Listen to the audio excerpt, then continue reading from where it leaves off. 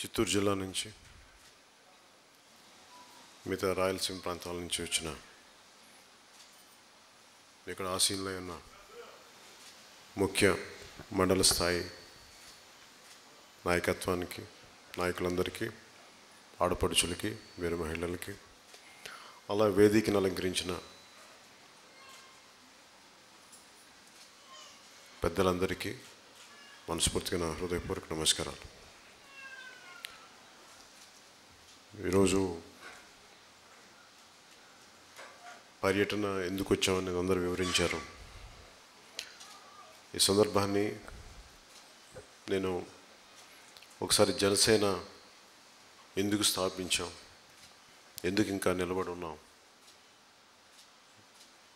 ఒకసారి మీతోటి పంచుకుందాం అనుకుంటున్నాను. నాకు రాజకీయాలు సరదా కాదు, నాకు బాధ్యత. అంటే ఎందుకు ఈ మాట అంటున్నానంటే, చాలామంది పెద్దలు ఉన్నారు ఇక్కడ, ఇందులో కూడా చాలామంది అనుభోగ్యులు, మాస్టర్స్ డిగ్రీలు చేసిన వ్యక్తులు ఉన్నారు. అలాగే వేదిక పైన హరిప్రసాద్ గారితో సహా చాలామంది బాగా చదువుకొని, పెద్ద చదువులు చదువుకున్న వాళ్ళు. నేను అందరిలాగా డిగ్రీలు చేసిన వ్యక్తిని కాదు, పోస్ట్ గ్రాడ్యుయేషన్ చేసిన వ్యక్తిని కాదు, ఇంటర్మీడియట్తో ఆపేసిన వ్యక్తిని. చదవలేక కాదు, నేను కోరుకున్న చదువు కాలేజీలోనూ విశ్వవిద్యాలయం లేదని చెప్పి నేను బయటకు వచ్చి నేను జీవితాన్ని చదువుకుని నాకు సొంతగా నేను తపన పడతా పైకి వచ్చినవాడిని నేను. అలాగే ముఖ్యంగా తిరుపతిలో యోగ విద్యని అభ్యసించిన వాడిని. తిరుపతి యోగా కళాశాల టీచర్ ఒక ఆవిడ రాజేశ్వరదేవి గారని, వాళ్ళ ఇంట్లో ఉంటూ, ఏరియా మర్చిపోయాను, వాళ్ళ ఇంట్లో ఉంటూ ఇక్కడ యోగాభ్యాసం చేసేవాడిని. నేను ఎందుకు చెప్తున్నాను ఏదంటే, నా జీవితంలో నాకేం కావాలో ఆనందాన్ని, అంటే నేను పెద్ద యాక్టర్ని అవ్వలేదు అప్పటికి, డబ్బు సంపాదన లేదు, కానీ నా జీవిత గమ్యం నాకు ఎంత తృప్తి ఉండేదంటే, ఆ టైంలో నాకు ఏ కోరిక ఉండేది కాదు. చాలా బాగుంది జీవితం, అంటే నాకు ఇంక ఆశలు కూడా లేవు నాకు. అవి చేసిన తర్వాత అలాంటి సాధనను, అలాంటిది బాబు పక్కన డిస్టర్బింగ్ ఉంది, మీరు ఏం చేస్తారు, మీరు రికార్డ్ చేయగలమా ప్లీజ్, ఎవరు చేస్తారు ప్లీజ్. బాగా సంపూర్ణంగా నన్ను నేను అర్థం చేసుకున్న తర్వాత, అంటే నా కడుపు నిండిపోయింది, నా ఆకలి తీరిపోయింది. అంటే ఆకలి అంటే మామూలుగా కడుపు ఆకలి ఒక్కటే కాదు, నా జీవితానికి ఏం కావాలో అది నాకు అర్థం చేసుకొని, నాకు ఏవి అవసరం లేదో నిర్ణయించుకున్న తర్వాత, మెడ్రాస్ ఆ టైంకి వెళ్తే, చెన్నైలోకి వెళ్తే, మా అన్నయ్య గారికి, చిరంజీవి గారిని కనిపించలేదు చాలా నెలలు. ఎక్కడికి వెళ్ళిపోయాడు వీడు అని చూస్తుంటే, నేను చెప్పాను తిరుపతిలో ఉన్నాను చేస్తున్నానంటే, ఏం చేద్దాం అనుకున్నాను, నాకు ఏం చేయాలి, నాకు చాలు ఏదో చిన్నపాటి ఉద్యోగం చేసుకుంటూ ఈ యోగా చేసుకుంటూ ఉండిపోతాను ఇదే అనుకుంటే, మా అన్నయ్య అన్న మాటలు ఏంటంటే, ఇదే మాటలు నీ సంపాదన కొంత సంపాదించి కొంత బాధ్యతలు తీసుకొని అప్పుడు ఇదే గుణం ఉంటుందా, ఇదే నైజం ఉంటుందా, అప్పుడు చెప్పినా నేను నమ్ముతాను అని అన్నాడు. నాకే చాలా కనువిప్పి కలిగించినాయి మాటలు. సో నేను బాధ్యత తీసుకుందని చెప్పి, తద్వారా నేను ఏదో ఒక చిన్న ఉపాధి కోసం వెతికాను. భగవంతుడు నన్ను సినిమాలకు పంపించాడు. సో ఇప్పుడు కూడా సినిమాల్లో కూడా నాకు అటాచ్మెంట్ లేదు. దయచేసి నన్ను అందరూ యాక్టర్గానో హీరోగానో చూస్తే నాకు నిజంగా నాకు దాన్ని అతకదు. నేను ఎప్పుడు యాక్టర్ అనుకోలేదు నా మనసులో.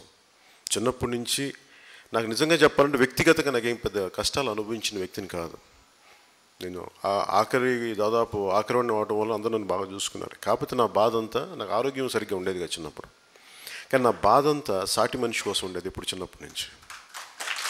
ఎప్పుడు అంటే నాకు ఆకలి తీరిపోగానే మాకు రోడ్డు మీద ఉండే రిక్షా నడిపేవాళ్ళు, పాపం వాళ్ళ చీకటి చల్లో ఉంటే వాళ్ళకి ఏదైనా చేయాలనిపించింది. నాకు ఏం చేయాలో కూడా నాకే తెలియదు, కానీ పాపం వాళ్ళకి ఏదైనా చేస్తే బాగుంటుంది, ఈ మనస్తత్వం ఉన్నవాడిని.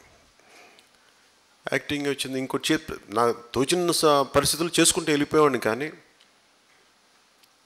ఒక హీరో అయ్యాక కొంత పేరు గుర్తింపు వచ్చిన తర్వాత చాలాసార్లు ప్రశ్న ఉండేది నా కళ్ళ. ఈ లోపల నేను చాలా చదువుకునేవాడిని. నేను ఇంటర్మీడియట్తో ఆపేసాను అంటాను, కానీ నేను ఎప్పుడు చదవటం అయితే ఆపలేదు. జ్ఞానాన్ని సంపాదించడం నేను ఎప్పుడు ఆపలేదు. అంటే ఎందుకు చెప్తున్నాను ఈ మాటలంటే, ఒక పొలిటికల్ పార్టీకి జ్ఞానం చాలా అవసరం. నువ్వు ఎందుకున్నావు ఈ పోరాటంలో, ఎందుకు ఈ పని చేస్తున్నావు? అంబేద్కర్ గారిది 3 మాటలు ఉంటాయి: ఎడ్యుకేట్, ఆర్గనైజ్, యాజిటేట్. అంటే ఎడ్యుకేట్ అవ్వాలి మనం, మన జ్ఞానం కావాలి మనకి. నేను ఎందుకు వచ్చాను ఈ పని? ఒక డాక్టర్ అవ్వాలి. ఉదాహరణ హరిప్రసాద్ గారు ఒక డాక్టర్ 5 సంవత్సరాలు MBBS చదివి, ఇంకొక 2-3 సంవత్సరాలు స్పెషలైజేషన్ చేసి, ఇంకొక స్పెషలైజేషన్ చేస్తే ఉంటుంది. కానీ ఒక రాజకీయ రంగంలోని ఏ అనుభవం లేకుండా దోపిడీలు చేసేవాడు, దొమ్మిలు చేసేవాడు కూడా ఒక ప్రజాప్రతినిధి అయిపోయి వాడొచ్చి మనల్ని, ఇంత చదువుకున్న వ్యక్తుల్ని, ఇంత జ్ఞానుల్ని, పండితుల్ని, కష్టపడే వాళ్ళని, రైతుల్ని, వీళ్ళందరినీ అడ్డదారులు తొక్కొచ్చిన ఒకడు వాడు ప్రజాప్రతినిధి అయ్యి వాడు మన జీవితాల్ని, మన తలరాతల్ని రాస్తుంటే వాడి చేతులు మనం మాటినాలంటే, చూశాను అలాంటి పరిస్థితులు కొంతమందిని. నేను అందరం చెప్పట్లేదు, కొంతమంది ఉన్నారు. నేను అనుకునేవాడిని, వీళ్ళెవరు మనకు చెప్పడానికి నేను ఎలా బతకాలో, వీడికేంటి నేను భయపడేది? నా లోపల నుంచి వచ్చిన ప్రశ్న ఇది, చిన్నప్పటి నుంచి. వీడు అందరిలా కష్టపడ్డు, భూమి దున్నడు, చెమటోడ్చడు, కష్టపడి సంపాదించడు, పైరివీలు చేస్తాడు, అడ్డదారులు తొక్కుతాడు, ప్రజాప్రతినిధులు అయిపోతారు. వీళ్ళు వచ్చి మనం ఎలా బతకాలో చెప్తారు, మనం వీళ్ళకి గులాంగిరి చేయాలి. ఇలాంటి ఆవేదన, కోపం చాలా దశాబ్దాలుగా ఉండి అది పీక్కి వెళ్ళిపోయిన తర్వాత ఒక PRP ఆరంభంలో నేను చాలా కీలకంగా పనిచేసిన వాడిని. నేను ఎప్పుడు చెప్పను, చాలా తక్కువసార్లు చెప్తాను. ఆ రోజున చాలామంది సీనియర్ వ్యక్తులు, ఎందుకంటే ముఖ్యంగా మీ తిరుపతి నియోజకవర్గం, అన్నయ్య చిరంజీవి గారు ఇక్కడ ఎమ్మెల్యేగా అయ్యి ఇక్కడి నుంచి ఆయన యూనియన్ మినిస్టర్ దాకా వెళ్ళిన నియోజకవర్గం కాబట్టి తిరుపతిగా ప్రత్యేకంగా దాన్ని ప్రస్తావిస్తున్నాను. ఒకసారి మన గతం ఎందుకు చూడాలి అంటే, భవిష్యత్తులో మనం నేర్చుకోవడానికి, ప్రస్తుతం ఉన్న తప్పుల్ని సరిదిద్దుకోవడానికి. అలాంటి పరిస్థితుల్లో చూసిన వాడిని నేను ప్రత్యక్షంగా. ఎందుకు గత అనుభవంలో ఎందుకు నిలబెట్టుకోలేకపోయాం పార్టీని అనటానికి చిరంజీవి గారు లాంటి బలమైన వ్యక్తి. ఇదే తిరుపతిలో దాదాపు 10 లక్షల మంది పైచిలుకు ఒక్క సభలో వచ్చారు. అంతకుముందు ఎక్కడ జరగదు. ఉమ్మడి ఆంధ్రప్రదేశ్లో వచ్చారు, తెలంగాణ నుంచి రైళ్లు వేసుకొని. ఇక్కడున్న చాలామంది ఆ రోజున సభలో ఉన్నవాళ్ళే. మరి వీళ్ళందరూ ఎందుకు ఇంత బలం ఉండి, ఇంత ఒక ఉవ్వెత్తున అలలాగొచ్చి మనం ఎందుకు దాన్ని నిలబెట్టుకోలేకపోయాం అని అనటానికి, చిన్న బలం లేని చలిచీమలు కూడా, చలిచీమలే కదా అనుకుంటే, అవి కూడా ఒక బలమైన సర్పంచ్ చంపేస్తాయి. అంటే అంత బలమైన అఖండ ప్రజాదరణ ఉన్న ఒక వ్యక్తిని కూడా, అంత బలమైన వచ్చిన వ్యక్తిని కూడా మనం నిలబెట్టుకోలేకపోయాం. ఆయనే కనుక ఆ రోజు ఉండుంటే ఈ రోజున ఆంధ్రప్రదేశ్ చాలా ఒక బలమైన ముఖ్యమంత్రిని చూసేది. కానీ నిజంగా ఆయన గొప్పతనం, ఆయన ఒక యూనియన్ మంత్రిగా అట్లీస్ట్ మనం చూడగలిగాం. అందుకు నిజంగా భగవంతుడు దానికి కృతజ్ఞతలు చెప్పుకోవాలి. మరి అలాంటి నేను మీరు నన్ను అర్థం చేసుకోవడానికి చెప్తున్నాను ఈ మాటలో. అంటే ఒక పార్టీ పెట్టి దాన్ని ఎంత కష్ట నష్టాల్లో, ఎంత ఇబ్బందుల్లో, ఎలా వెళ్ళిపోయిన పరిస్థితుల్లో మళ్ళీ 1000 కోట్లు అయిపోయింది. అప్పటికి ఇంకా 100 కోట్ల నుంచి 1000 కోట్లకు వచ్చిన పరిస్థితుల్లో, అంటే ఓటుకి 500 ఇచ్చేద్దాం, 800 ఇచ్చేద్దాం, 1000 రూపాయలు అప్పటికి వచ్చేసింది. ఇప్పుడు ఇంకా 2000, 2500 ఇంకెంత ఉందో నాకే తెలియట్లా. అంటే 2014కి 500, 1000 రూపాయలకి వెళ్ళిపోయిందండి ఒక ఓటు కొనడానికి. అలాంటి పరిస్థితి కనీసం ఒక పార్టీ పెట్టాలంటే కొన్ని 100 కోట్లు, 1000 కోట్లు కావాలి. నేను ఎందుకు అంటే, రాజకీయాలకి డబ్బు కావాలంటారు. రాజకీయాలకు కావాల్సింది డబ్బు కాదు, భావన బలం కావాలి. నువ్వు ఏ భావనతోటి నువ్వు పోరాటం చేస్తున్నావు. డబ్బు దేనికి? డబ్బు దేనికి? ఓట్లు కొనడానికి నువ్వు ఎన్ని లక్షలు కొట్టించినా సరిపోవద్దు. ఓట్లు పెట్టి డబ్బు, దానికోసమే డబ్బు అవసరం. కాకపోతే మనం మాట్లాడడం నాకేం ఖర్చు అవుద్ది? ఒక మైక్ కావాలి. మైక్ లేకపోతే పాత రోజుల్లో కూర్చోబెట్టి ఒక పెద్ద ఒక పాత ఒక మెగాఫోన్ తీసుకొని మాట్లాడతాం. నా బ్యాటరీ వేసుకొని మాట్లాడతాను. లేదు, ఈ హాల్ లేదు, అయిపోతాం. పొలిటికల్ పార్టీ ప్రాసెస్ రచ్చపడిన మీద కూర్చొని మాట్లాడతాం. పొలిటికల్ ప్రాసెస్ ఆగదు. పొలిటికల్ పార్టీ అంటే డబ్బులు ఉండాల్సిన అవసరం లేదు, భావనా బలం ఉండాలి, అకుంఠిత దీక్ష ఉండాలి, ఒక ఆశయం కోసం నిలబడే వ్యక్తిత్వం ఉండాలి. ఇలాంటి పరిస్థితుల్లో నేను 2014 నాకు ఇది నా బలం. నేను నిజంగా చెప్పాలంటే నాకు సరదా కాదు పొలిటికల్ పార్టీ పెట్టి, నిజంగా నాకు సరదా కాదు. ఏదో ముఖ్యమంత్రి అయిపోతే ఏదో అద్భుతాలు జరిగిపోతాయి, నాకేదో నా జీవితం మారిపోతే నేను నమ్మను. నేను దానికోసం అయితే రాలా. ముఖ్యమంత్రిని అవ్వాలంటే వాళ్ళు చాలా కూర్చొని ఏదో పార్టీలో జాయిన్ అయిపోయి, అయ్యా బాబు మీ గులాంగిరి చేస్తా అంటే ఏదో చేస్తారు, ఈ పదవి కాదు ఇంకో పదవి ఇస్తారో నాకు తెలియదు ఖచ్చితంగా. కానీ నేను దానికోసం రాలా. కష్టపడే వ్యక్తి, ఒక సగటు మధ్యతరగతి మనిషి దగ్గర నుంచి, ఎక్కడో కష్టానికి తగ్గ ప్రతిఫలం రాని వ్యక్తి దగ్గర నుంచి, ఒక ఆడపడుచుకి, రక్షణ లేని ఆడపడుచుకి అండగా ఉండటానికి, ఇలాంటి అనేక రంగాల్లో అనేక రకరకాల వర్గాల్లో ఉన్న నిస్సహాయులకి అండగా ఉండాలి. ఎందుకంటే నేను అలాంటి బాధని చిన్నప్పటి నుంచి చూసిన వాడిని. నేను అనుకున్నా నేను డబ్బులు సంపాదిస్తాను, పేరు వచ్చింది, సరే నేను కూడా బతికేయచ్చు, చచ్చిపోవచ్చు. కానీ అందరిలో బతికి అందరిలో చచ్చిపోతే ప్రయోజనం ఏముంది? ఏదైనా చేసి చచ్చిపోతే ఎంతసేపు సమాజం నుంచి తీసుకోవటమేనా? ఎంతసేపు సమాజానికి నుంచి తీసుకోవటమే. ఏం తిరిగి ఇవ్వం మనం, అందరూ ఇవ్వాలనుకుంటాం. ఒక చెట్టు ఇస్తుంది, ఒక్క గింజ భూమి, ఒక వరి పైరులోని ఒక గింజను నాటితే అది కొన్ని వందల కంకులు ఇస్తుంది. ఒక మనిషి ఏమి ఇవ్వడు, ఎంతసేపు తీసేసుకోవడం, చెట్ల నుంచి కాయలు తీసుకుంటాడు, పంట నుంచి ఇది తీసుకుంటాడు, ఏమి ఇవ్వడే. నేను అలాంటి వ్యక్తుల్లో సమూహంలో నేను ఒకరిని కాదలుచుకోలేదు. నేను ఇస్తాను. నేను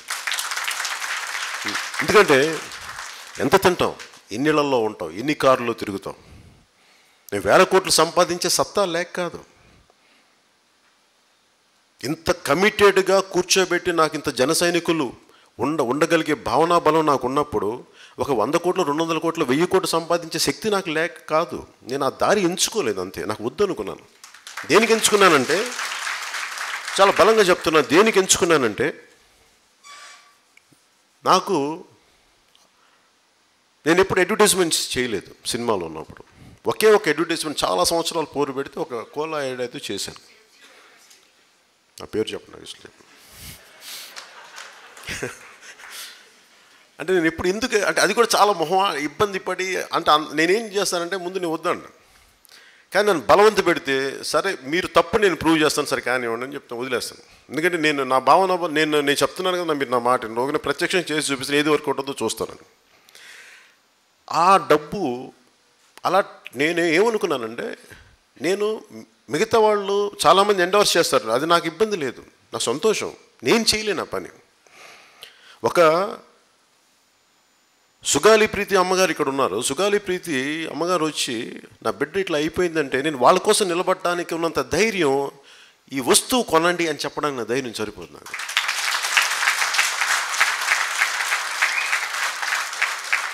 నాకు వస్తువులు అమ్మడం తెలీదు. మనుషుల కష్టాలని, వాళ్ళ కష్టాలను గుర్తించి వాళ్ళ పక్కన నిలబడటం తెలుసు నాకు. అందువల్ల కానీ అందరూ నాలాగా ఉండాలని నేను అనుకోను. ఎందుకంటే కష్టమైన పని అలా ఉండకూడదు కూడా. ఎవరిలాగా ఉండాలి. నేను ఇంకొకలా ఉండకూడదు, ఇంకొకరు నాలా ఉండకూడదు. ఎవరిలా ఉంటే సమాజం బాగుంటుంది. నేను మార్చుకోమని కూడా కోరను ఎవరిని. మన యొక్కళ్ళే విలువలను కూడా చెప్పను, అందరూ బాగుండాలి. సో అంటే ఇవన్నీ ఎందుకు చెప్తానంటే, నేను డబ్బు వెంట పడలేదు. బోళ్ళంత పేరుండి, గుండెలు చించుకునే అభిమాన బలం ఉండి కూడా నేను ఎప్పుడు దాన్ని వాడలేదు. ఎందుకంటే నేను వాడితే, నా మీద ఉన్న అభిమానాన్ని నేను వాడితే, పవన్ కళ్యాణ్ గుర్తింపు కోసం నేను వాడుకోను, పవన్ కళ్యాణ్ పదవి కోసం వాడుకోను, దేశ నిర్మాణం కోసం వాడతాను. దానికి ఉన్నాను. ఇన్ని ఆలోచించి అంబేద్కర్ గారు చెప్పినట్టుగా educate, organise, agitate. So first నన్ను నేను తెలుసుకున్నాను, కొంత నేర్చుకున్నాను, కొంత చదివాను, కొంత పిఆర్పి అనుభవం ద్వారా నేర్చుకున్నాను. ఇప్పుడు నేను నిలబడగలనా లేదా? ఎప్పుడు ఒక పార్టీకి వందల వేల సంఖ్యలో మనుషులు అవసరం లేదు. ఇందాక మనోహర్ గారు చెప్తా ఉంటే, ఎక్కువ మంది అవసరం లేదు నిజంగా పార్టీకి. ఒక భావనని నిలబడగలిగే వ్యక్తుల సమూహం 10 మంది ఉన్నా చాలు, పట్టుమని 10 మంది ఉంటే చాలు. 10 మంది. ఆ రోజున నేను పార్టీ పెట్టినప్పుడు ఎవరున్నారు నా పక్కన? చాలా నన్ను నమ్మి గుడ్డిగా నమ్మిన ఒక 5 మందో 10 మందో నన్ను నమ్మి వచ్చిన వాళ్ళు అంతే. వాళ్ళకి నేనేదో వాళ్ళకేదో నా మీద గుడ్డి నమ్మకం, నువ్వేం చెప్పా చేస్తావు, నాకు అలాంటి వాళ్ళు చాలు. నాకు అంత మంచిగా వాళ్ళతో స్టార్ట్ చేసిన పార్టీ ఈరోజు ఇంతమంది పెద్దలు ఇక్కడ ఆసీనులు అయిన స్థాయికి ఇది విజయం. ఇది అందరూ అపారమైన అనుభవజ్ఞులు ఎవరు, రామదాస్ గారి దగ్గర నుంచి, మధుసూదన్ రెడ్డి గారి దగ్గర నుంచి, ఒక శాసన సభాపతితో సహా ఆ స్థాయి వ్యక్తి మనకి ఇక్కడ మన నిజంగా ఇది మన విజయం. అంటే మనం అంత నమ్మకం కలిగించాం. ఎవరు నమ్మకం కలిగించింది? పవన్ కళ్యాణ్ కాదు, ఒక సామాన్యంగా మనల్ని నమ్మే ఒక జన సైనికుడు, ఒక ఆడపడుచు వాళ్ళు. ఇది మనం మర్చిపోకూడదు. నేను వెంటనే సమస్యలకు పరిష్కారాలు చేసేస్తాం ఇవన్నీ నేను నమ్మను. ముందు నేనేం చేశానంటే 2014 తర్వాత ముందు రాష్ట్రం బాగుండాలి, నేను బాగుండాలని కోరుకోవాలి, మా వాళ్ళు బాగుండాలి, రాష్ట్రం ప్రజలందరూ బాగుండాలి. సర్వే జనో సుఖినో భవంతు. మనం ఏమంటాం, భారతదేశం తాలూకు మూల లక్షణమే సర్వే జనో సుఖినో భవంతు. అందరూ బాగుండాలని కోరుకుంటాం. కొద్దిమంది హిందువులే బాగుండాలి, కొద్దిమంది క్రిస్టియన్సే బాగుండాలి, ఇంకొంతమంది అట్లే కాదు, అందరూ బాగుండాలి. అన్ని మతాలు, అన్ని కులాలు, సకల సమస్త ప్రాణకోటి అందరూ బాగుండాలి. అది అంత ఉన్నతమైన నేల, ఇది అంత ధర్మంతో నిండిపోయిన నేల. ఇలాంటి నేల నుంచి మనం సారాంశం తీసుకొని నాకు అనిపిస్తుంది, ఓటు 2000 కొనేసుకుంటే మనం ఏ విలువలనైతే నమ్ముతామో ఆ విలువలు మనమే అపహాస్యం చేసుకుంటున్నాం. నేను అలాంటి వ్యక్తుల్లో ఒకటిగా నేను కాదలుచుకోలేదు. నేనేమనుకున్నానంటే, నా చేతనైనంత కృషి నేను చేస్తాను. అది ముఖ్యమంత్రిగా చేస్తుందా లేదో నాకు తెలియదు. రామదాస్ గారు అంటుంటే నిజంగా అధికారం దేనికి, మార్పు తీసుకురావడం కోసం. వెళ్ళి సిమెంట్ ఫ్యాక్టరీలు పెట్టుకోవడానికో, లేదంటే ఇసుకలు కొట్టేయడానికో, లేదంటే మద్యపానాలు అమ్ముకోవడానికో మన దానికి అధికారం ఎందుకు? దానికి డైరెక్ట్ కాంట్రాక్టర్ అవ్వచ్చు కదా, సిమెంట్ మ్యానుఫ్యాక్చరర్ అవ్వచ్చు కదా, ఇసుక కాంట్రాక్టర్. దానికి ఎందుకు అధికారం దానికి?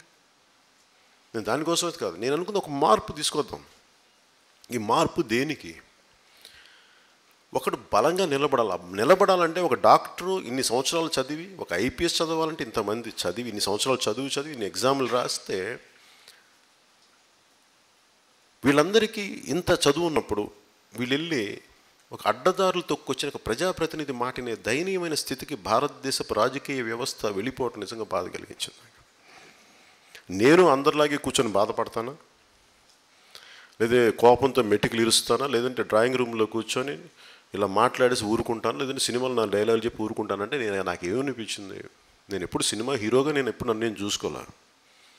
ఈ దేశంలో ఒక సగటు మనిషి అన్యాయాన్ని తిరగబడే వ్యక్తిగా నేను చూసుకున్నాను. అందుకే నేను బయటకు వచ్చి నేను చేయగలిగి నేను చేస్తాను. వస్తే వస్తుంది. కాకపోతే ఈ రోజు నా ఆఖరి రోజునప్పుడు నాకు గిల్ట్ లేదు, నాకు బాధ ఉండదు. ఎందుకంటే నా ప్రయత్నం నేను చేశాను. అలాగే 2019లో మనం ఇండిపెండెంట్కి వెళ్ళినప్పుడు ప్రజలు, ఇప్పుడు ఇందాక కిరణ్ రాయలు మాట్లాడుతుంటే సభలకు ఇంతమంది వస్తారు, మరి తనకే ఇంత మాట ఉన్నప్పుడు నాకు ఎంత ఉంటుంది ఆలోచించుకోవాలి కదా. ఇన్ని లక్షల మంది వచ్చారు, అది ఇది రాజమండ్రి కవాతికి ఇన్ని లక్షల మంది వచ్చారు, దాదాపు 8-9 లక్షల మంది అంటారు, అంతమంది వచ్చారు. ఏ మూలకెళ్ళినా విపరీతం జనసందోహం. మరి ఏమైంది, వీళ్ళు ఎందుకు ఓట్లు కంటే మరి నాకు జనరల్గా ఆ కోపం రావాలి కదా, నాకు రాదు. ఎందుకు రాదంటే వాళ్ళకి ప్రేమ ఉంది, అభిమానం ఉంది. దాన్ని ఎలా ఛానలైజ్ చేయాలో తెలియదు. వాళ్ళకి నేర్పించాలి. వాళ్ళకి నేర్చుకోవాలి అంటే నువ్వు నిలబడాలి. ఫస్ట్ నువ్వు నిలబడాలి. నేనేమనుకున్నా, అందుకనే మీరు చూడండి, నేను ఎప్పుడు కూర్చోబెట్టి నేను వచ్చేసాను మీరు ఎందుకు చేరి నేను అన్నాను. ఎందుకంటే ముందు నేను నడిచి చూపిస్తాను. కష్టాల్లో ఓడిపోతే ఒక వ్యక్తి ఎలా ఉంటాడు, గెలిస్తే ఎలా ఉంటాడు, నలిగిపోతే ఎలా ఉంటాడు, దెబ్బతింటే ఎలా ఉంటాడు, అన్నీ చూడాలి వాళ్ళు. ఈ వ్యక్తి ఎందుకు నమ్మాలి? ఫస్ట్ మనల్ని ఎందుకు నమ్మాలి? మనం పని చేసుకుంటూ వెళ్దాం. అది మన అధికారం అనేది చాలా బాధ్యతతో కూడింది, చాలా బరువుతో కూడింది. మర్చిపోకండి, అది సరదా కాదు. అది ఒక నాయకుడిగా అవ్వడం అంటే చాలా బరువు. ఇంట్లో అందరినీ వదిలేసి, అందరినీ, తల్లిదండ్రులు అందరినీ వదిలేసి రోడ్డు మీదకి వచ్చి మనకి ఏ మాత్రం కృతజ్ఞత చూపించని వ్యక్తుల సమూహం కోసం మనం పనిచేయాలి. అది రాజకీయం, అది నిజంగా నాయకత్వం అంటే. మరి ఎందుకు చెయ్యాలి అని అంటే, చెట్టు ఎందుకు ఇస్తుంది ఫలాలు? మనం ఏమైనా ఇస్తాం, తిరిగి రాళ్లతో కొడతాం చెట్టు ఫలాలు తీసుకోవడానికి. పాపం అదేం చేయదే, మనం తిరిగి కొట్టదు. అంటే ప్రకృతి ధర్మం ఎంత నిజాయితీగా ఇవ్వటమే దానికి. సో మనం కూడా ఇవ్వగలగాలి. నాయకత్వం అంటే బాధ్యత తీసుకోగలగాలి. అంతేగాని వీళ్ళు ఎందుకు చేయలేదంటానికి వాళ్ళు చేసేలా నీకు రప్పించాలి, నువ్వు నలగాలి, తిరగాలి. ఆ బాధ్యత, ఆ బరువు మొత్తం మీకు ఇప్పించాను నేను. ముందు నేను నడిచి చూపిస్తున్నాను. నేను నడవంది, నేను చెయ్యింది మిమ్మల్ని ఎప్పుడే చేయమని ఎప్పుడు అడగను, ఎప్పుడు నేను అడగను. దీంట్లో కొన్ని కష్టాలు ఉంటాయి. ఇందాక గంగాధర్కి తను దివ్యాంగుడో నాకు తెలియదు, నిజంగా తెలియదు. నేను మొన్న ఎప్పుడో మన రాజమండ్రిలో ఎప్పుడు చూస్తాను, లేచి నిలబడుతుంటే ఇబ్బంది పడుతుంటే కాలు నొప్పి అని అడిగాను. నాకు అప్పుడు దాకా అడిగాను, తనకి అర్థం కాదు, నాకు ఇప్పుడు అర్థమైంది. శారీరకంలో ఒక ఇబ్బంది ఉంటే దాన్ని దివ్యాంగులు అంట, కానీ మానసిక వైకల్యాలు ఉన్న రౌడీజం చేసి వాళ్ళనే ఉంటాం మనం. శరీరంలో ఒక అంగం మనం బాగాలేకపోతే మనం ఏం చేస్తాం? మన రంగు, మన రూపు, మన రేఖలు అవి భగవంతుడు ఇచ్చిన, మనం ఏం చేయగలం దానికి? కానీ మనం ఎలా నడవడుచుకోవాలి? సిమెంట్ని అడ్డగోలుగా అమ్మేయాలా లేదా? ఇసుకను దోచేయాలా లేదా? మధ్యాలు అమ్మాలా లేదా? అడ్డగోలుగా, అది మన చేతిలో ఉంటుంది. వాళ్ళు బాధపడాలి నిజంగా. కాకపోతే నాకు అదృష్టం, గంగాధర్ మాట్లాడి నాకు నిజంగా కదిలించింది. ఎందుకంటే ఈరోజున జనసేన సాధించింది ఏంటంటే, చాలా బలమైన ఒక 10 మంది 150 మంది ఓటర్ కార్డ్స్తో స్టార్ట్ చేశాను జనసేన పార్టీ. ఒక పార్టీ రిజిస్టర్ చేయాలంటే 150 మంది ఓటర్ కార్డ్స్ ఉండాలి. అన్ని ప్రాంతాల నుంచి, తెలంగాణ, ఆంధ్ర, అన్ని జిల్లాల నుంచి 10 చొప్పున 5 మంది 6 మంది ఇట్లా అన్ని జిల్లాలను కలిపి మనతో పాటు ఇష్టపడిన వాళ్ళందరినీ తీసుకొని వాళ్ళతో నడిపింది, వాళ్ళతో స్టార్ట్ చేశాను ఈ పార్టీ. ఈ రోజున క్రియాశీలక కార్యకర్తల స్థాయికి ఎదుగుతున్న పార్టీ అది. అంటే ఇంత బలంగా ఎదుగుతున్నాను అంటే మనం ఒక ఇది చెప్తాను, రాత్రికి రాత్రి ఏది ఎదగదు. నేను ఎందుకు 25 సంవత్సరాలు మాట్లాడతానంటే 25 సంవత్సరాల తర్వాత ఏదో అని కాదు, అంటే అంత కష్టం నిర్మాణం. ఎవరు ధైర్యం చేయరు పొలిటికల్ పార్టీ, ఎందుకంటే అంత భావజాలం ఎవరిలో లేదు. నేను ముఖ్యమంత్రి అయిపోవాలి, నాకు ఒక ఛాన్స్ ఇవ్వండి అని అడిగే భావజాలం ఉందో తప్ప, నేను మీకోసం ఉంటాను. ఒక మనిషి ఒక ఉదాహరణకి ఒక అరక్కి వెళ్తే ఆడబిడ్డ అడిగేది ఏంటంటే, అన్న మాకు స్కూల్లో ఈ హాస్టల్స్లో ఉంటే ఈ ఆకతాయి కుర్రలు రాళ్ళు విసిరేస్తున్నారు, మా కిటికీల దగ్గరికి అలర్ట్ చేస్తున్నారు. అలాంటి కంప్లైంట్స్ రాని సమాజం కావాలని నేను కోరుకుంటాను. అలాగే ఎస్సీ ఎస్టీ అట్రాసిటీ యాక్ట్ ఉన్నదే ప్రొటెక్షన్ కోసం. ఎవరన్నా సరే అణగారిన కులాల నుంచి అంతకుముందున్న మన కుల వ్యవస్థలో ఉండే ఇబ్బందుల్ని అధిగమించడానికి, వాళ్ళు ప్రొటెక్షన్ చేయడానికి ఉన్న ఎస్సీ ఎస్టీ అట్రాసిటీ యాక్ట్ని ఇప్పుడున్న వైసీపీ ప్రభుత్వం ఏ స్థాయికి తీసుకొచ్చిందంటే, దళితుల మీద దళితుల చేత ఎస్సీ ఎస్టీ అట్రాసిటీ యాక్ట్ పెట్టించే స్థాయికి వచ్చింది. ఇది అంబేద్కర్ గారు మరి ఆయన బతుకుంటే ఆయన భావన ఎలా ఉండేదో ఒకసారి అనుకుంటా. ఆయన ఇంటి ఆయన ఎలా ఆలోచిస్తారు, ఏం మాట్లాడతారు అప్పుడప్పుడు నేను ఊహించుకుంటా ఉంటాను. అంటే మనకి ఇలాంటి రాజకీయ వ్యవస్థ నుంచి ఒక బాధ్యతగా, అంటే మీరు అనుకోవచ్చు ఒక పార్టీ నిర్మాణం ఎంత కష్టమైందంటే, రాష్ట్ర విభజన సమయంలో మనోహర్ గారు క్షమించాలి ఈ మాట మాట్లాడుతున్నందుకు. మీరు గతంలో మీరు కాంగ్రెస్లో ఉన్నారు కాబట్టి చెప్తున్నాను. దయచేసి అంటే నాకు నిజంగా అంటే వ్యక్తుల మీద పార్టీల మీద నాకు గౌరవం. అంటే నేను ఎందుకు చెప్తానంటే, ఒకసారి నేను ఏదో పిఆర్బి టైంలో చాలాసార్లు ఏదో మాట్లాడుతూ ఉంటే, ఈవెన్ 2014లో కూడా 150 సంవత్సరాల్లో ఉన్న కాంగ్రెస్ చరిత్ర ఏం మాట్లాడుతావు పవన్ కళ్యాణ్ చెప్తాను, తెగ తిట్టేవాళ్ళందరూ. నేనేం నమ్ముతానంటే, మీకు 500 ఏళ్ళ చరిత్ర ఉండేవాడిని, పడిపోవడానికి ఒక రోజు చాలు మీకు. అలాగే ముఖ్యంగా రాయలసీమ, ఆంధ్రప్రదేశ్ అన్నిటి గురించి కూర్చొని మనందరం భయపెడుతున్నారు కదా. ఈరోజు కార్యకర్తల మీద దాడులు, మన వైసీపీ నాయకులు దాడులు చేస్తున్నారు, కార్యకర్తల మీద ఇబ్బందులు పెడుతున్నారు, కేసులు పెడుతున్నారంటే, మీరు భయపడితే భయపడండి, పారిపోవాలి. మీరు లొంగిపోయి బానిసలుగా ఉండాలంటే బానిసలుగా ఉండండి, నేనేం చేయలేను దానికి. నేనైతే బానిసగా ఉండను. నేను బాంఛన్ ద్వారా కాలు మొక్తా అనే వ్యక్తిని కాదు. కాళ్ళు పెట్టి కొడుతుంటే కాళ్ళు తీసి కిందకేసి నేలకేసి కొట్టే వ్యక్తిని మర్చిపోకండి. కానీ కేవలం కోపం ఒకటే సరిపోదు, జ్ఞానం కావాలి దానికి. నువ్వెందుకు పోరాటం చేసి, ఎందుకు మనల్ని కాళ్ళు వీడు కొడుతున్నాడు ఫస్ట్ ఆలోచించదు. మన కాళ్ళతో కొడుతుంటే ఒకడు వీడు ఎందుకు కాళ్ళతో, నేనేం తప్పు చేశానంటే, వాడి లోపల ఉన్న అహంకారం ఏంటి, మనల్ని కాళ్ళతో కొట్టే అహంకారం. ఓకే, మన తప్పు ఉందా, వాడి ఇవన్నీ ఆలోచించిన తర్వాత ఒక జ్ఞానం వస్తుంది. నా ఒక్కడికి వీటితో ఎదురు తిరిగే శక్తి ఉందా, లేదు. నాలాంటి వాళ్ళు ఎంతమంది ఉన్నారు? 10 మందిని కలుపుకోండి. ఇప్పుడు ఇందాక యుగంధర్ చెప్పింది చాలా అద్భుతమైంది. Educate, organise, agitate. దానికి క్లాసిక్ ఎగ్జాంపుల్ మన యుగంధర్ చెప్పింది. తను నమ్మిన ఒక సిద్ధాంతంతో ఒక పార్టీని, ఒక నాయకుడు నమ్మినప్పుడు పోస్టులు చించేశారు. నాకు నిజంగా నా పోస్టులు చించేసి వ్యక్తిగత నాకేం అనిపించదు. కాకపోతే వాళ్ళు చించింది నా పోస్టర్ ఇదిని కాదు, అంటే వాళ్ళు నమ్ముకున్న ఒక ఆలోచన తాలూకు పోస్టర్ అది. నేను ఈ భావాన్ని నమ్మాను. దాన్ని చించేస్తున్నప్పుడు తను ఏం చేశాడు? ఫస్ట్ ఒక 10 మందికి ఫోన్ చేశాడు. తనలాంటి ఆలోచన భావంతో ఉన్న ఇదే ప్లాట్ఫామ్ మీద ప్రయాణిస్తున్న 10 మందిని పిలిపించాడు. వాళ్ళకి ఎలా సమాధానం చెప్పాడు? గొడవల పడలా, కోట్స్ చొక్కా మడవలా, భావన బలంతో జ్ఞానం వల్ల ఏం చేశాడు? 10 మందిని ఆర్గనైజ్ చేశాడు. 10 మందిని ఆర్గనైజ్ చేసి యాజిటేషన్ ఎలా చేశాడు? గొడవలకి వెళ్ళా. మీరు ఏ భావననైతే చించారు, మేము నమ్మే ఈ భావనా బలాన్ని చించారు కాబట్టి మేము ఆ భావనా బలానికి అశుద్ధమైంది, మేము దాన్ని పాలు పోస్తాం. పవన్ కళ్యాణ్ మీద పాలు పోయడం కాదు.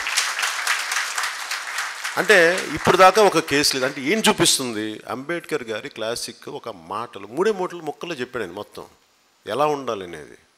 Educate, organise, agitate. ఇది యుగంధర్ చూపించిన ఎగ్జాంపుల్. సో నాయకులు ఇలాగే పుడతారు. ఒక 10 సంవత్సరాల తర్వాత ఇలాంటి తప్పులు జరిగి, సపోజ్ ఇదే ఉదాహరణకి మిమ్మల్ని బెదిరించే నాయకులే ఉన్నారనుకుందాం.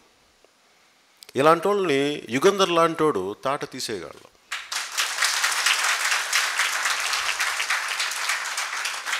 నాయకులు ఎక్కడి నుంచి పుడతారు? మీకు చెప్తున్నాను, ఈ రోజున చాలామంది మంత్రులు ఉన్నారు రాష్ట్ర మంత్రివర్గంలో. ఒక్కొక్కళ్ళ చరిత్ర నాకు తెలుసు. మనతో పాటు ప్రయాణించిన వాళ్ళు చాలామంది. వాళ్ళు ఎలా వచ్చారని మీకు చెప్తే ఆశ్చర్యపోతారు. వాళ్ళందరూ పుట్టగానే మొత్తం ఏంటి కర్రుల్లో కవచకుండలతో పుట్టారనుకుంటారా ఏంటి మీరంతా? వాళ్ళందరూ కూర్చోబెట్టుకుని క్యాబినెట్ ర్యాంకులతో పుట్టలేదు. వాళ్ళు చాలా మామూలుగా వచ్చేవాళ్ళు. చిరంజీవి గారిని కలవడానికి ఎవరెవరెవరిని పట్టుకొని వచ్చి నా దగ్గర ఈరోజు వచ్చి నన్ను తిడతా ఉంటారు చాలామంది. తింటూ ఉంటాం, చూస్తుంటాం. ఏం చేస్తాం? కర్ణం భరించాలి, తప్పదు. ఇలాంటి పరిస్థితులు దాంతో మళ్ళీ ఓడిపోయాం. అంటే ఇంకెంత చులకనగా ఉంటుంది అనుకుంటే నాకు వాళ్ళు ఏమనుకుంటారంటే మనం ఓడిపోగానే చాలా బాధ వచ్చేస్తే ఇంట్లోంచి బయట ఉంటారు. ఆశయ బలం ఉన్న వాళ్ళకి అలా ఓటములు గెలుపులు ఉండవు. మా ప్రయాణమే ఉండదు.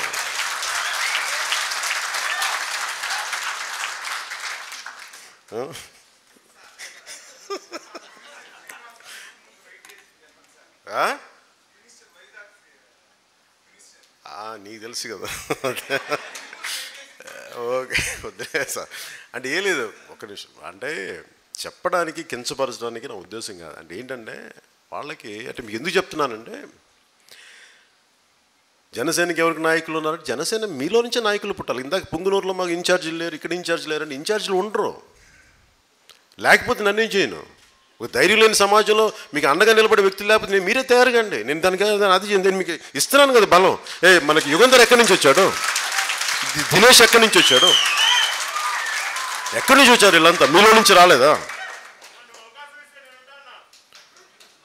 నువ్వు నిలబడి ఫస్ట్. నేను అవకాశం, నువ్వు జనం అవకాశం ఇస్తే అప్పుడు నా దగ్గరికి తీసుకొస్తారు. అంతేగాని నేను అవకాశం ఇస్తావు, నాకెవరు అవకాశం ఇచ్చారు?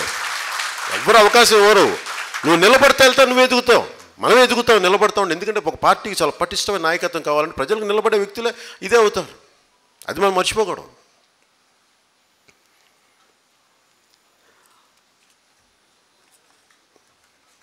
ఒకసారి ఆలోచన అటు ఇటు వెళ్తూ ఉంటాను, కొంచెం కంట్రోల్ చేస్తాను.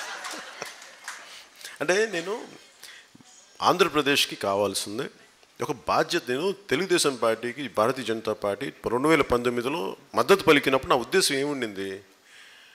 నేను అడగలేదు కూర్చోబెట్టి మాకు ఎన్ని సీట్లు ఇస్తారండి, మాకు రాజ్యసభ సీట్లు ఎన్ని ఇస్తారు, ఏమీ అడగలా.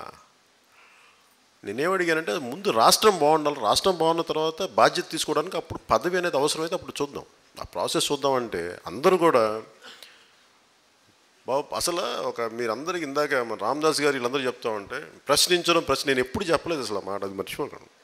ఎప్పుడు నేను పవర్ కాదు ప్రశ్నించడం అని నేను ఎప్పుడు చెప్పలే. చాలామంది నన్ను వాడేసుకుందాం అని చెప్పి వాళ్ళు సృష్టించింది. నేను అనుకున్నాను ఒకసారి వెళ్తా ఉంటే 2014లో వెళ్తుంటే పవర్ అంటే ప్రశ్నిస్తామంటే నా ఉద్దేశం ఏంటంటే డెమోక్రటిక్ ప్రాసెస్, ప్రజాస్వామ్య పద్ధతిలో ప్రశ్న అనేది ఒక సహజమైన ప్రక్రియ. అంతేగాని ప్రశ్నించేసాం, అవునండి మేము ప్రశ్నిస్తామండి, మీరు మీరు మా మా భుజాల మీద ఎక్కి తొక్కేసి మీరు అధికారం సంపాదించి మళ్ళీ ఎక్కి తొక్కండి మళ్ళీ మమ్మల్ని, దానికోసం కాదు నేను. ఆఖరికి ఏమైపోయింది, ఏంటంటే మీరు ప్రశ్నించట్లంటే నాకు చాలాసార్లు అనిపిస్తాయి, ప్రశ్నించంటే మా అక్కడి పనేనా. చాలామంది కూర్చోబెట్టి మీరేం ప్రశ్నించట్లేదంటే నేను చూస్తూ ఉంటా, నువ్వు ప్రశ్నించు, మేము ఒక్కడే ప్రశ్నించాలి. అన్యాయం నా ఒక్కడికి జరుగుతుందా? నాకు అసలు ఇది నిజంగా చెప్పండి, నాకు వ్యక్తిగతంగా నాకు ఎవరు అన్యాయం చేయడు. అన్యాయం చేస్తే నేను ఎవరిని అడగ, నేనే స్వయంగా కర్ర పట్టుకుని నేను రోడ్డు మీదకి వస్తాను. నాకు ఆ భయాలు లేవు నాకు, ఇక చిన్నప్పటి నుంచి, ఈరోజు నుంచి కాదు. నేనేమనుకుంటాను, మహా అయితే నా ప్రాథమిక హక్కులకి భంగం వాటిల్లితే నాకు అక్కడున్న చట్టంలోని వ్యవస్థలు నాకు సపోర్ట్ చేయనప్పుడు ఖచ్చితంగా రోడ్ల మీదకి వస్తాను. ఇది నేను బతికిన సిద్ధాంతం. ఇది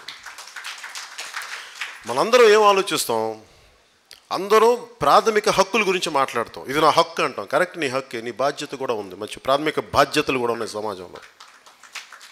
ప్రాథమిక హక్కులతో పాటు ప్రాథమిక బాధ్యతలు కూడా ఉన్నాయి ఒక సమాజంలో. నువ్వు కూర్చోబెట్టి నా నోరు ఉంది, మనం చాలామంది అడుగుతుంటారు, మేము అంటామండి, మేము తిడతామండి అంటే, మేము చూస్తూ కూర్చుంటాం, మాకు కూర్చోబెట్టి మాకు ఇంతమంది ఒక్కొక్కరు బెదిరించేస్తామని నాకు అనిపిస్తుంది. ఇంతమంది ఇందాక కిరణ్ మాట్లాడుతూ ఉంటే ఎందుకు ఇంత రారని ఆవేశపడుతున్నావు కదా కిరణ్,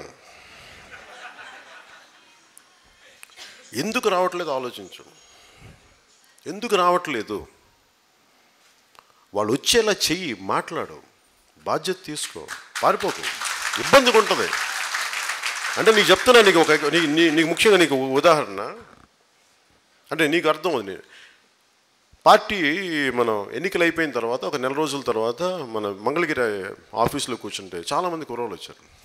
వచ్చి చాలాసార్లు 2-3 సభల్లో కూడా ప్రస్తావించాను. మాట్లాడుతూ వాళ్ళు ఏమంటారంటే, అన్న నువ్వు పార్టీ నిర్మాణం జరగలేదన్న అని చెప్పి కూర్చొని ఒకటే కథలు చెప్తాను, సలహాలు వింటా ఉన్నా. సరే బాబు, నేను ఎంతో నా కుర్రోడు, బాబు నువ్వు ఎవరికి ఓటు వేసావమ్మా అన్న.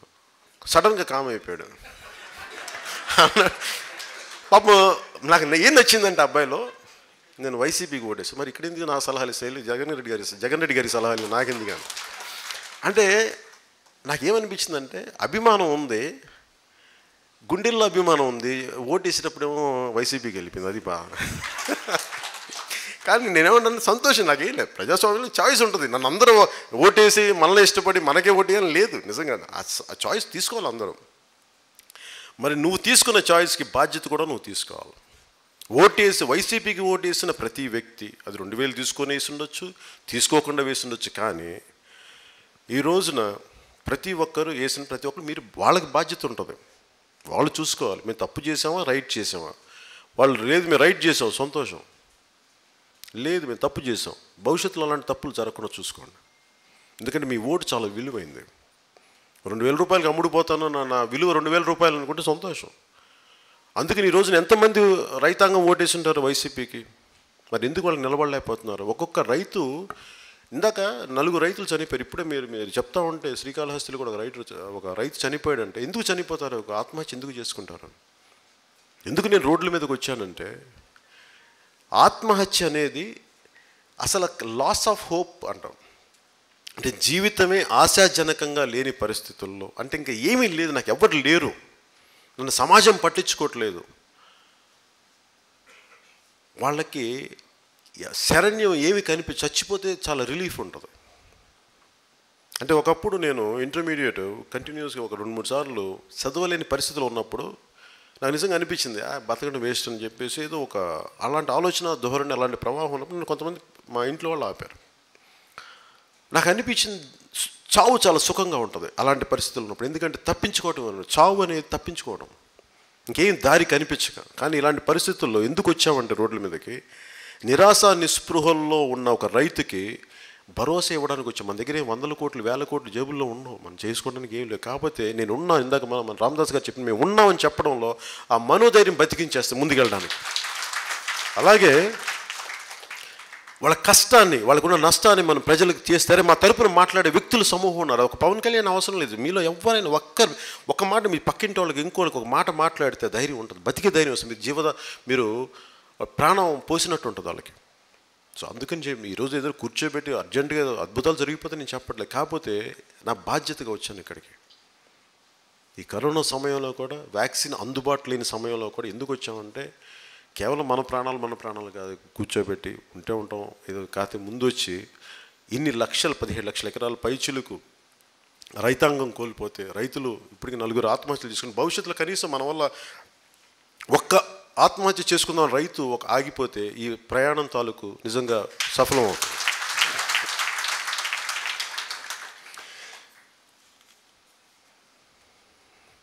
సో దీంట్లో భాగంగా భవిష్యత్తులో ఇందాక చెప్తాను మనకు వేల మంది అవసరం లేదు. మనకి పట్టుమని 10 మంది నీకు నిలగడగా ఉండే కార్యకర్తలను పట్టుకోను అంతే. నీలాగా ఆలోచించగలిగేవాళ్ళు, మనం ఒక మాట చెప్తే నిలబడిగేవాళ్ళు అంతేకాదు. ఎందుకంటే 100 మంది అవసరం లేదు ఒక ప్రయాణానికి. 10 మంది చెప్పాను కదా, స్వామి వివేకానంద అన్న మాటలు ఏంటంటే నన్ను నమ్మే 100 మందిని ఏమని దేశం మార్చేస్తానన్నాడు. అలాగే మన ఆలోచన విధానాన్ని మన స్వామి వివేకానంద అంత గొప్పగా ఉన్నతమైన వ్యక్తులు మనకు దొరకకపోవచ్చు, కానీ అట్లీస్ట్ మనం ఒక పని ప్రారంభిస్తున్నాం 10 మంది 5 మంది దొరుకుతారు, 5 మందితో ఇల్లు అంతే. దొరికిన దాంతో ముందుకెళ్ళి తప్ప దొరకని దాని గురించి ఆశపడకు. ఎందుకంటే నేను అలా ఆశపడితే నేను ఈ పార్టీ నడపలేను. ఇంతమంది వస్తారు నాకు తెలియదు కదా పార్టీస్, నేను నమ్మి వెళ్తాను, చూద్దాం వస్తే వస్తారు లేకపోతే లేని మటుకు నడిచి వెళ్తుంటాను. లార్డ్ టెనిసన్ పోయం కదా సార్, అది మెన్ మే గో గారు. మనుషులు వస్తూ ఉంటారు వెళ్ళిపోతుంటారు, రావచ్చు వెళ్ళిపోవచ్చు, నేను మటుకు ముందుకు నడుస్తూనే ఉంటాను. నా ప్రయాణం సుదీర్ఘంగా ఉంటుంది. Men may go but I go on for ever. అది చాలా మెటఫరికల్గా చెప్పింది. మనుషులు వస్తూ ఉంటారు వెళ్ళిపోతారు, కానీ నేను మటుకు నా ఆశయం కోసం నడుస్తూనే ఉంటానని. అందుకని మనం ముందుకు వెళ్దాం వచ్చి అది. ఎందుకంటే అధికారం ఇందాక రామదాస్ గారు కానీ చాలామంది మన మధుసూదన్ రెడ్డి గారు చెప్తా ఉంటే ముఖ్యమంత్రి అంటే నా ఉద్దేశం ఏముంటుందంటే ఒక హైకు ఉండేది, ఒక చిన్నప్పుడు చదువుకున్న హైకు అంటే మన జపనీస్ ఒక 4 line poetry. Dig the pond without waiting for the moon. When the rains come, the moon will come by itself. అంటే ఏమి ఒక చెరువుని తటాకాన్ని తవ్వితే చందమామని నువ్వు ఇక్కడ చూడాలి అనుకున్నప్పుడు, నీకు దొరికేలా చూడాలనుకున్నప్పుడు, నీ కళ్ళు ఎదురుగా ఆకాశం నీ కళ్ళు ఎదురుగా చూడాలి అనే ఆశకి నీకు కలిగినప్పుడు చిన్నపాటి గుంట తవ్వితే వర్షానికి నీళ్ళు వచ్చి అది వర్షం నిండితే ఆ చందమామ రిఫ్లెక్షన్ నీకు కనిపిస్తుంది, నీకు అందుబాటులో ఉంటుంది చందమామ. అంటే నీకు అలాగే అధికారం కూడా మన ప్రయత్నం మనం చేసుకుంటూ వెళ్ళిపోదాం. ఒక తటాకం తవ్వుతాం, వర్షం వచ్చినప్పుడే నీళ్ళు వస్తాయి. తటాకం లేనప్పుడు ఏది రావు. అధికారం కూడా అంతే. అది మనం సంసిద్ధంగా ఉంటే అధికారం వస్తుంది. మనకు రాలేదండి, ఇంకా మనకు అంత సంసిద్ధత లేదని అర్థం. అందుకే మంచిది అది. అలాంటి అధికారం వచ్చే స్థాయికి మనం పని చేసుకుంటూ వెళ్తాం. అధికారం మనకి అలంకారం కాదు, బాధ్యత. ఆ బాధ్యత అంటే ఈ రోజున 151 సీట్లు వచ్చి అంత అద్భుతమైన మెజారిటీ వచ్చినప్పుడు ఇంతమంది రైతాంగం ఎందుకు కష్టపడాలి, ఇంతమంది ఎందుకు బాధపడాలంటే అధికారాన్ని మీరు ఒక అలంకారంగా తీసుకున్నారు, ఒక అజమాయిషీ చేయడానికి తీసుకున్నారు, కానీ దాన్ని బాధ్యతగా తీసుకుంటే ఇలా ఉంటారు. మీరు బాధ్యతగా తీసుకుంటే ఇన్ని రోజుల చట్టసభల్లో ఒక్క రోజుకి కేటాయించారు. మనకి అన్నం పెట్టిన రైతు కోసం కేవలం ఒక్క రోజే బడ్జెట్ సెషన్స్, ఈ అసెంబ్లీ సెషన్స్లో అన్నం లేనిదే జీవం లేదు. అలాంటి రైతు కోసం కేవలం ఒక్క రోజే బడ్జెట్ సెషన్ మొత్తం ఈ అసెంబ్లీ సెషన్ పెట్టింది. అందుకని వీటిని దృష్టిలో పెట్టుకొని అధికారం అనేది సహజంగా రానివ్వండి, దానికోసం మనం పని చేద్దాం. అలాగే నేను ఎందుకు సినిమాలు కూడా చేస్తానో చెప్తాను. మిగతా రాజకీయ నాయకుల్లాగా నా సిమెంట్ ఫ్యాక్టరీలు లేవు పాపం, నాకు మీడియా సంస్థలు లేవు, ఇసుక కాంట్రాక్టులు లేవు, మైనింగ్స్ లేవు, వైన్ షాపులు లేవు, బ్రాండీ షాపులు లేవు. అందుకే నేను ఎవరిని అడిగితే చెప్పండి ఎందుకు సినిమాలు చేస్తున్నాడు అంటే, మీలాగా వైన్ షాపులు సిమెంట్ ఫ్యాక్టరీలు లేవా, అందువల్ల మా వాడు చేయాలని చెప్పండి.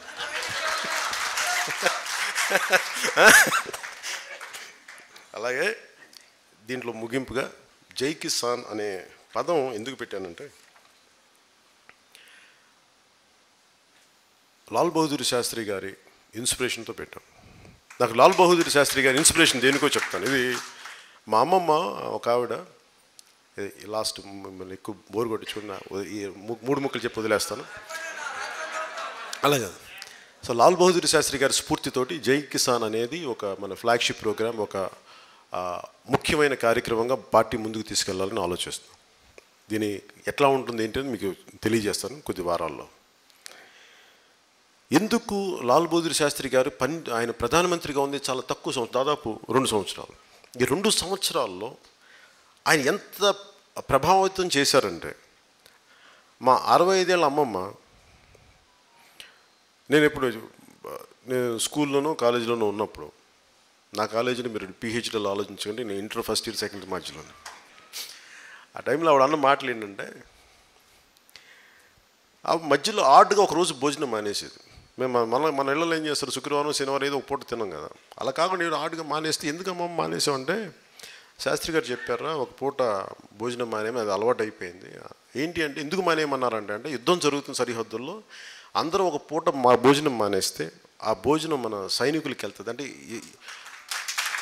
అంటే నాకు అనిపించింది, ఒక వ్యక్తి ఎప్పుడో అంటే చాలా త్రికరణ శుద్ధిగా ఒక మాట చెప్తే, ఒక ఆవిడ ఇంత వయసులో కూడా, ఆయన చనిపోయారు కొన్ని దశాబ్దాలు, 2 దశాబ్దాలు అయినప్పటికీ, ఆ టైంకి 3 దశాబ్దాలు అయినప్పటికీ ఆవిడ ఇంకా పట్టు కూర్చుంటానంటే ఎంత ప్రభావితం చూడండి. ఒక మాట అంత జై జవాన్ జై కిసాన్ అనేది, అంటే సైనికుడు, వ్యవసాయం, మన రైతు లేకపోతే ఈ దేశం లేదు. అంటే సరిహద్దులను సైనికుడు రక్షించాలి, అన్నం పెట్టే రైతు రక్షించాలి, రైతు రక్షింపబడాలి, మనం వాళ్ళని చాలా బలంగా చూసుకోవాలి. ఇందాక నేను పోయినసారి నేను ఎందుకు ₹1 వీళ్ళకి మన సైనిక్ బోర్డుకి ఇచ్చానంటే, నాకు మా అమ్మమ్మ మాటలు గుర్తుండిపోయి. ఎందుకంటే మా తాతయ్య కొంతకాలం సైన్యంలో పనిచేసి ఆయన పోలీస్ డిపార్ట్మెంట్లో పనిచేశారు కొంతకాలం. నాకు ఆ సైనికుల మీద నాకు అంత గౌరవం, అందుకని రైతు మీద నాకు అంత గౌరవం. ఎందుకంటే వీళ్ళిద్దరూ లేకపోతే దేశం అనేది ఉండదు, అందుకని వీళ్ళిద్దరిని బలంగా చూసుకోవాలి మనం. సో ఇప్పుడున్న పరిస్థితులకి మనం జై జవాన్ జై కిసాన్ అనే పరిస్థితి కంటే, నేను జై జవాన్ అనేది మన ₹1 ఇచ్చి నా మనసులోని భావం చెప్పాను. ఈరోజు నేను జై కిసాన్ అనేది లాల్ బహదూర్ శాస్త్రి గారి స్ఫూర్తితోటి జై కిసాన్ ప్రోగ్రాం ఎందుకు పెట్టానంటే, దీని కింద జై కిసాన్, కౌలు రైతు కోసం, రైతు దున్నే భూమి కోసం. భవిష్యత్తులో ఆ రోజున రామదాస్ గారు మనల్ని తీసుకెళ్ళినప్పుడు పంట పండించి, మీరు నమ్మరు, మీరు నిజంగా ఒక పంట పండించండి, ఒక టమాటో మొక్క గింజలేసి అది మొక్క అయ్యి 2 కాయలు మీరు కొయ్యని ఎంత అపురూపంగా ఉంటుంది. అలాంటిది ఎంత కష్టమో నాకు తెలిసిన శారీరకంగా నేను పనిచేసేవాడిని, పనిచేసే వ్యక్తిని నేను. నిన్న మీరు చూసుంటారు, గబుక్కి నేను కాళ్ళు మడుచుకొని ఈ ప్యాంటు మడిచి ఆ వ్యవసాయ క్షేత్రంలో తిరుగుతానంటే అది నాకు సహజంగా వచ్చింది. అది నేను సడన్గా ఫోటో కోసం తెచ్చిపెట్టుకుంది కాదు, ఎందుకంటే నేను అలా పనిచేస్తాను. నేను మట్టి తెలియాలి కదా, మట్టి నొక్కాలి కదా, మట్టి చేతికి అంటితేనే కదా మన మట్టి మనుషులని తెలుస్తుంది. మట్టిలో నుంచి సుగంధ పరిమళాలని, కస్తూరి అనే ఒక వాసనని తీసేవాడు రైతు. అలాంటి రైతు కష్టాలు ఉన్నప్పుడు, అందుకని మన రైతు బాధను తెలుసుకోవాలంటే ప్రతి చిన్న విద్యార్థి కానీ ప్రతి ఒక్కళ్ళు కూడా ఒక గింజ వేసి చూడండి, అది మొక్కై చిన్న కాయలు రాగానే. అలాంటిది ఒక ఎకరా కుటుంబాలని, పిల్లల్ని అందరూ పనిచేసి ఆ టమాటో రైతుకు, ఇంకో రైతుకు, వరి చేసే వాళ్ళకి కానీ ఏ రైతుకైనా సరే ఆ చేతికి రాకపోయేటప్పటికీ ఆ వచ్చే ఏడుపు ఎంత ఉంటుందో నాకు తెలుసు. అందుకని ఆ రోజున పోలీసులు మనల్ని ఆపేసి, మీరు రాకూడదంటే, నేను ఒకటి అనుకున్నాను, మీరు రాకూడదని మీరెవరన్నా ఆపడానికి అంటే, మీరు రెండు వస్తే అంటే పర్మిషన్ పెడతాం, ప్రజాస్వామ్యబద్ధంగా బాధ్యత అన్నీ సంపూర్ణంగా చేస్తాం, మీరు కూడా గౌరవించాలి. కానీ ఎవరో చెప్పారు పైనుంచి అంటే మీరు రాకూడదంటే, మీకు చెప్పారు అమరావతి రాజధాని సంబంధంలో కానీ మన టమాటో రైతుల కోసం కూడా నేను అస్సలు భయపడను. కొడతాను, లాఠీలు ఇరిగిపోవాలిగా, నేనైతే ముందుకెళ్తాను అనుకున్నాను. అంటే సినిమాలో అలాగే ఇలా పెడితే లాఠీలు మనకి అంటే ఇరిగిపోవు, కానీ దెబ్బలు కట్టిన రక్తాలు కానీ ముందుకెళ్తున్న మైండ్ సెట్ అది మర్చిపోయాను. దీంట్లో ఈ 3 ఫ్లాగ్షిప్ ప్రోగ్రామ్స్ లాగా అనుకున్నాం, ముఖ్యమైన కార్యక్రమాలు. ముందుగా మీకు ఈ జై కిసాన్, కౌలు రైతు కోసం, రైతు దున్నే భూమి కోసం ఎందుకు పెట్టామంటే, నిజంగా రైతు క్షేమంగా ఉండాలి, రైతు కన్నీరు పెట్టకూడదు, రైతు గిట్టుబాటు ధర కాదు, రైతుకి లాభసాటి ధర రావాలి, రైతు ఆనందంగా ఉండాలి.